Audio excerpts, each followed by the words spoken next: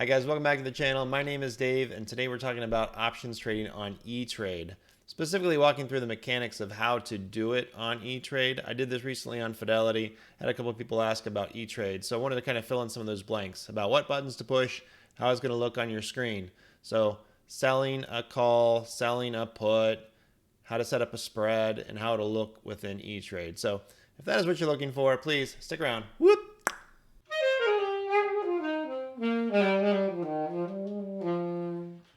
So I received a couple good questions about ETrade and just trading basic options. So I thought it was a good time to go through a refresher. I did this on Fidelity recently where I do most of my trading, but I also use ETrade quite a bit. So I thought we'd just jump in here and go through some of the basic option trades and also go over spreads because that was a particular question that people have had as well. So all you got to do is jump right into trading and options, and that should take you to your options trading page. And theirs is pretty good. It's laid out pretty nicely as soon as you select your symbol and stuff. So today I made a couple trades with Pfizer because it's dropped off of its highs quite a bit. And it's a nice dividend paying stock. I think they're in a pretty good position to be successful going forward.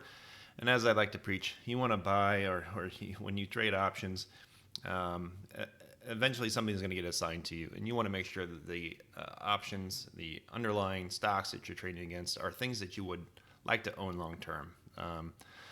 I think that's just a basic requirement when it comes to trading options. Now, if you start getting into spreads and things like that, where you know and you're confident you're not going to own it, and you want to get a little bit, I guess, more risky, then all the more power to you. But right now, if we're still just trying to learn about buying and selling puts and calls, the guts of options, then I think you should steer away from that and really buy things that you would like to own in your portfolio for a long period of time. So in this case, Pfizer was one that I did today, and I did both of this as a just selling a put and also buying the stock and selling a covered call with earnings and everything else coming up right now. So made a couple of trades on this today. So I guess just that's a good place to start. So I'm going to pick Pfizer just to kind of show you what I did today as an example. So you can select a strategy here, but if you're just doing single leg options within ETrade, as soon as you select Pfizer, you're going to see the option chain and everything over here. But, if you just want to do, let's just talk about selling today, okay? I like to sell and collect my premium. So let's focus on that. If you wanted to buy to open a position, right, we're buying, but we want to sell. I want to sell to open, all right? And let's just focus on one contract, which is 100 shares, as we know by now, right? One contract, 100 shares. And today is the 18th. So let's look out a little ways. Let's go out about a month. Okay, so this is the November 12th. And if I was to look at, selling a put in this case with the stock at 41.5, what would make maybe a logical sense to you? Well, maybe you look at that $39 strike, and we can jump over here and kind of take a look at this as well. But again, just to run through an example of how this might work. So in this case, I'm selling to open one contract, November 12th, $39 strike. And I want to do a put. And just to make things a little bit simpler, let's say market condition, right? Let's execute this right away. So for one contract, I would get $25.50 about, as it shows over here too. And you can see there is a pretty good spread between your bid and your ask. So if I was going to do this, I would probably set this up to a limit order somewhere in between there and try to get a little bit more out of it. But in this case, let's just talk through this. So we're basically saying we're going to sell it open one position, November 12th at a $39 strike, and this is a put. So I'm offering to buy this at $39 a share. So it's a great way to enter the market if you're, if you've got, in this case, $3,900 sitting idly by. This would be a cash covered put, because if it does get put to me, if the stock continues to drop and by November 12th it's below that $39 strike, then it's going to get put to me. And I'm happy owning Pfizer at $39 with the nice dividend that it pays, and I'll hold it for a long period of time. And I could always start selling covered calls against it as well. So that's my position, and that's how this looks right now. Again, I collect my $25.49, and that's mine immediately. If it expires worthless, that is above $39 a share, well, then I just keep all of that and I walk away, right? And I can repeat the same thing. If it drops below, then I have to buy the stock, as we said. So that is a very simple way to put this. Is how selling a put works within ETrade. Now, you can always close this out, right? After you open this position and it's in your account. Once you sell to open, you can buy to close that position. Maybe after you collect most of your proceeds, you can buy to close that out at a later date. Maybe it only costs you $5 and you make your $20. But when you're selling, you're going to collect, right? And when you're buying to close out a position, you're going to be paying a little bit of a premium back. So that's the way that works. Now, if we want to change, now this defaulted to put up here. If you want to do the opposite side of this, or if you want to do sell a covered call in ETrade, just to walk through the exact same thing. Now it's Pfizer. Again, it's dropped quite a bit. We can pull up a chart, but if you're just going to do if you want to just buy the stock right now for $41.46, you could do that. And I did that today because they have the ex-dividend dates coming up as well. So I don't mind owning some right now. So I bought some shares because I think it's a good value. So in that case, we're going to change it to call, or you don't have to. Again, like I said, we can do it down here, but same thing. So in this case, we're selling a covered call. We call it a covered call because we own the shares in our account already. They're sitting there and they're ready to be to sell if we want. But if you wanted to just immediately sell it, you could, or you could sell a covered call, basically saying if it rises above a certain strike price by a certain date, I'm willing to sell it to you, sir. So in that case, we're doing sell to open 1. Let's say we bought 100 shares this morning and we paid $41.46 right here. Now I'm ready to turn around and offer to sell it. Okay, so I would say sell to open 1 October 22nd. Now let's go out to that same strike. Let's go November 12th. And let's say, okay, I'm willing to sell it for $42, okay, on November 12th. So for that, I should be getting around 70 cents. And if I just said market conditions, again, it's going to execute my 100 shares at $70. So that's an example of a covered call, right? So I'm basically saying by November 12th, if it's above the strike price, I have the obligation to sell it, and you would buy it for $42, and I have to sell it for $42. But I get $70 right now for doing that.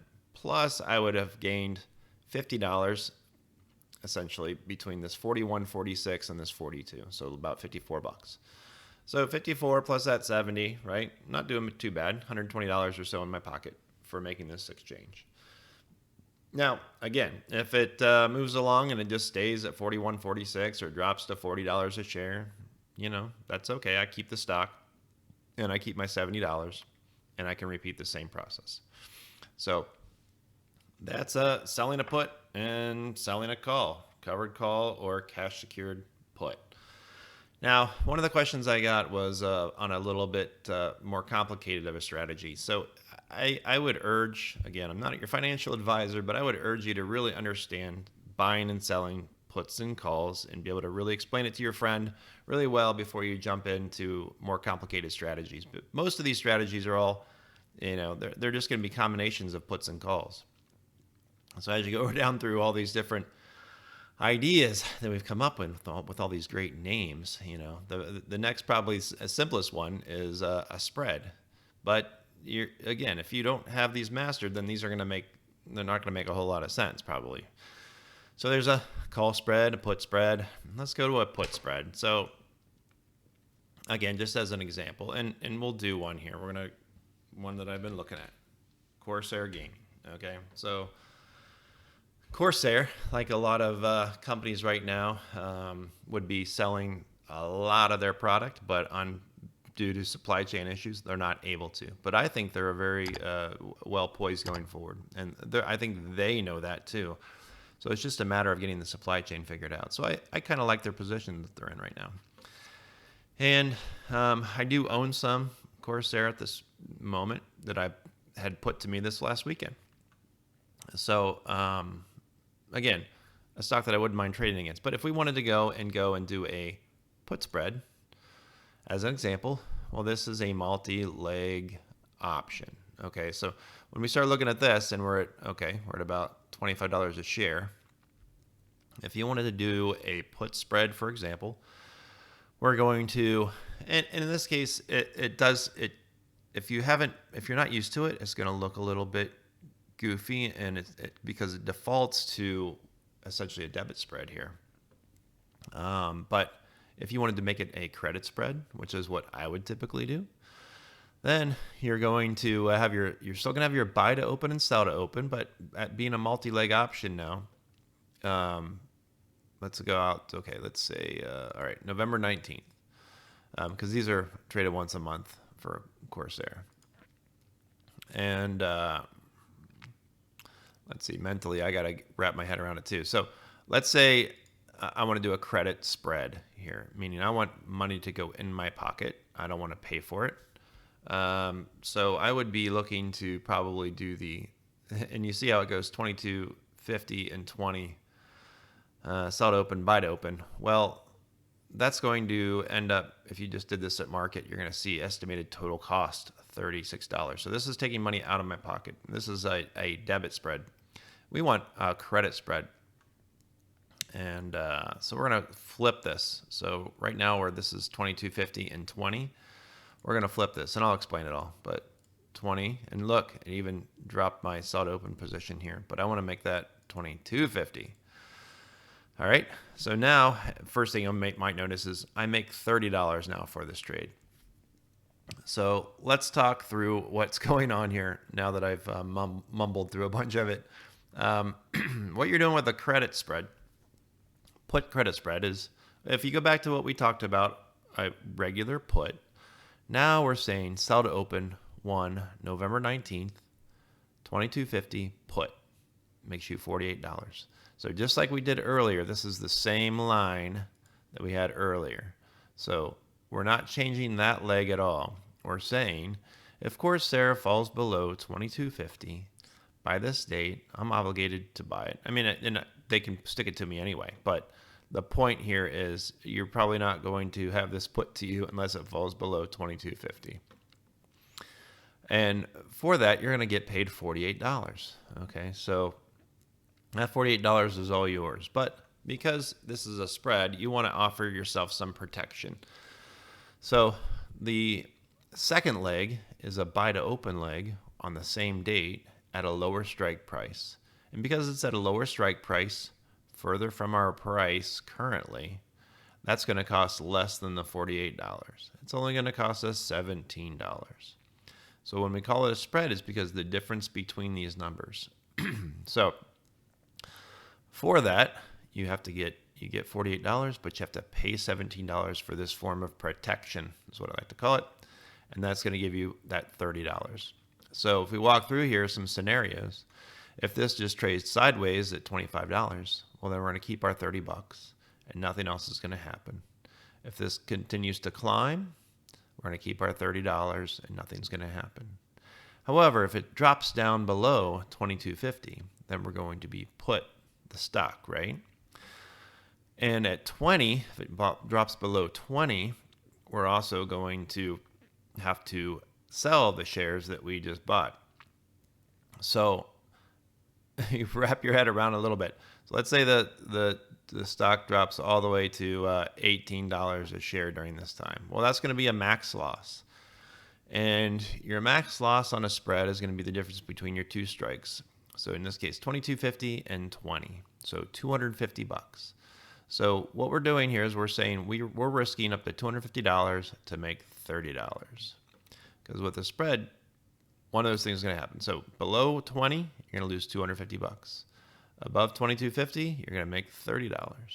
In between $22.50 and 20, there's going to be a gradient where you're going to go from making about $30 to losing almost $250 once it makes it to 20.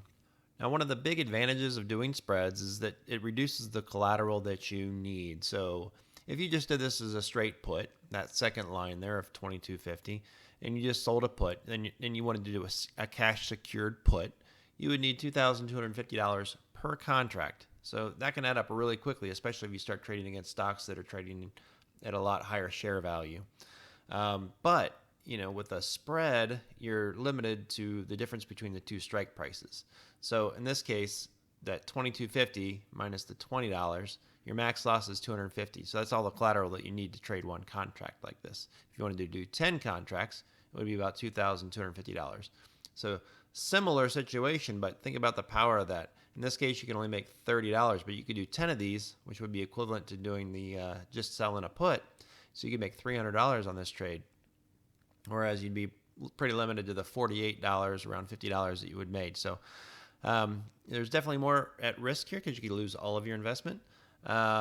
Whereas if you just sell a put and it gets put to you, then you have the value of the stock, obviously. So there's different trade-offs, but if I was you and you're still struggling to understand what I've just went through, then I would definitely go back and I would start with just selling puts, selling calls, simple ideas like that. And as you do these transactions a few times, they'll make more sense. Then come back and watch a video like this. And I've done other ones on spreads and things that might fill in some of the gaps. That'll help you a lot if you start wanting to get into spreads for these exact reasons to reduce the amount of collateral, for example, stretch your dollars a little bit, something like that. But for me, I've been trading options for a long time, and I still don't do a lot of spreads because as active as I am as a trader, I'm not involved all the time during the day, and you really want to keep your eye on it when you start getting into spreads, in my opinion. So once you have this all set up, you want to go to preview order, and we're going to see if we can make this money, okay? So preview order, 2250, November 19th, strike, strike, strike. Yes, volume, right? So there's my credit, bid, ask credit, okay? Place order. Your order has been placed. So good for day, market, open, estimated proceeds. So you go to accounts, orders. Once you pop into orders, you should be able to see executed. So executed order. There it is, a $32 credit, okay? Sell to open, buy to open. But if you jump into your order screen now, you should see both of these tied together, buy to open, sell to open, and the credit that you received. Now, if you jump over to transactions, again, it should follow through. There's always a delay with ETrade that takes a little while sometimes, but here you're going to see too. So we bought and sold, right? So when we sell an option, we get to collect that premium. In this case, it was $47.48. But we had to pay for one too as our form of protection. That insurance policy costs us $16.51. So that's where we get our net credit. Now, if we go back to our portfolio, you will see both legs of your transaction, both the sold put and the bought put will be listed right here. They are not tied together, so that's just something you should be aware of. You can reverse this transaction. You can buy to close or sell to close, either leg at any time. They're not tied together. You don't have to do one or the other, just so you're aware. This is just the surface level E-Trade as well. If you really want to get into, if you're new to options, I think this is a great way to learn. If you want to get more in depth, Power E-Trade is also an option, which I'm not showing you right now, but that'll give you a lot more information on options. But as you're learning just how to do these transactions, this is fine. And you can, that way you can kind of really understand and kind of see how they flow through your portfolio. All right, so those are the basic mechanics of how to trade options within E-Trade. Now, if this brought up more questions, please just ask down below. I'll be sure to get back to you. I also have plenty of other content if you're looking for specific types of trades already on the channel, but I'm happy to help out. Again, just ask. I really appreciate you watching. Please like and subscribe. We'll see you next time. Take care. Whoop!